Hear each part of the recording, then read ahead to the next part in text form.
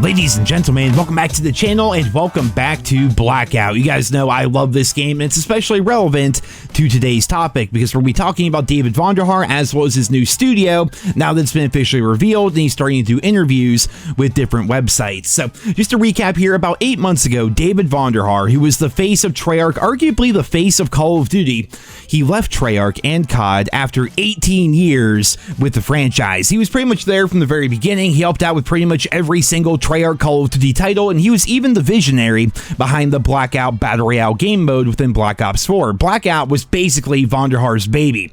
Well, recently, he did an interview with GamesIndustry.biz. I'll put a link to that down there in the description. And in here, he discussed leaving Treyarch after so long, as well as his decision to form a new studio called Bullet Farm. You guys may remember recently, I did a video showing off this weird website that Vonderhaar created and posted to his Twitter. We were all kind of wondering, what is this? We assumed it was going to be a new game or a new game studio, but now it's official. It is a new game studio. This is just a teaser for his new studio, Bullet Farm, and what they have planned for the future. Now, in the interview itself, again, linked down there in the description, Vonderhaar said that his new studio is formed under NetEase. I've never heard of them, but apparently they are a China-based publisher, and the reason why he decided to start his studio under NetEase is apparently with them, he has tons of creative independence and freedom, which is something he never really got while working with Call of Duty and Activision. When talking about working with Call of Duty, Vonderhaar claimed that things get too complicated when you're just so big and so popular and when so much money is at stake. With his new studio, he plans to get back to the fun part of game development to where he and his team can do things because they want to, not because they had to or because they were told to. So that definitely sounds pretty good for Vonderhaar's own mental well-being. I mean, working under Activision for 18 years has to do a lot to a man, I would imagine. We've seen all the controversies at Activision over the course of just the last couple of years. Imagine being there for over 18 years. That would be pretty freaking crazy. So going back to it, Vonderhaar is going to be going from working with nearly 3,000 other developers on Call of Duty to working with just 15 people at Bullet Farm. I'm sure you're all wondering, well, what's the game even going to be about? Well, right now, they're not really telling us a whole lot. They're being very secretive. All they've really confirmed so far is it's going to be a first-person game set in a unique world with more of a focus on cooperative play. It's not just going to be about mowing down hundreds of enemies with your machine gun or anything like that. It's going to be a bit more nuanced and a bit more personal, according to David Vonderhaar. Now, when it comes to him leaving Treyarch as a whole, this is what he had to say, and this is where things get really interesting to me. I thought I would just make Call of Duty and then I would retire and that would be the end of my career. And I think I'd be pretty happy with that. That's not a bad career, right? But when you get to be 18 years of making a game that's franchised in that way, that goes on that long, what you can do to that game gets harder and harder to do because it's so big and popular for a reason. You can't demolish the things that people like about it. You can only do so much different within something that big. I want the whole game to be different, not just a little bit of this and a little bit of that, this game mode or that game mode, right? So it sounds like overall, after 18 years of working with thousands of people, most of which he probably never even got to learn their names, David Vonderhaar got tired of running on the Call of Duty treadmill. He wants to get out of his comfort zone. He wants to innovate, but Call of Duty is ultimately Call of Duty. And while yes, there are new features every year, the game's core is still intact to lesser or greater extents.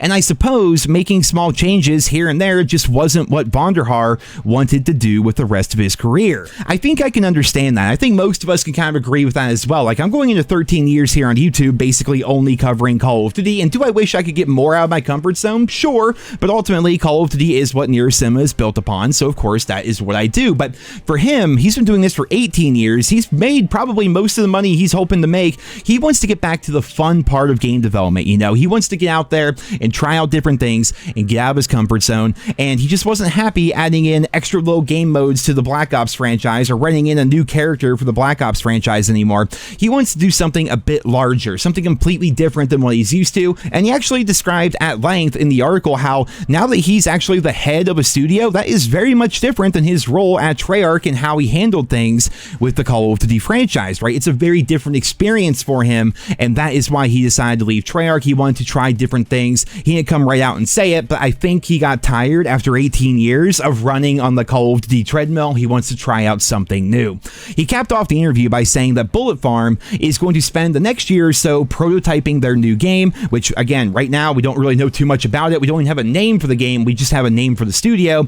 And he also said that they have a very clear vision for what they want their game to be. He said he plans to keep Bullet Farm as a studio pretty small by following what they call the 5-15-50 rule, which means start off with a core team of around 5 people, then expand to about 15 people for prototyping the game, which is the point that they're at right now, and then later on expand to around 50 people for full game development. That is much different than the 3,000 devs that work on every single COD title. Well, it's actually way less than 3,000 now ever since Microsoft took over and made all those layoff changes, but you guys get what I'm saying. It's going to be a much different experience and a much different kind of game for Bullet Farm here, and it sounds like whatever it is they're working on, it's going to take some time. Again, they're going to be prototyping the game for like over a year, or at the very least the rest of 2024, so it's going to take a while before we really get to see what this game is going to be about and what Bullet Farm is going to be creating. But I will say this, as Vonderhaar was kind of the core face of the Call of Duty franchise for so long, I think it's safe to say that lots of COD fans love him as a developer. They loved a lot of things that he added to the game,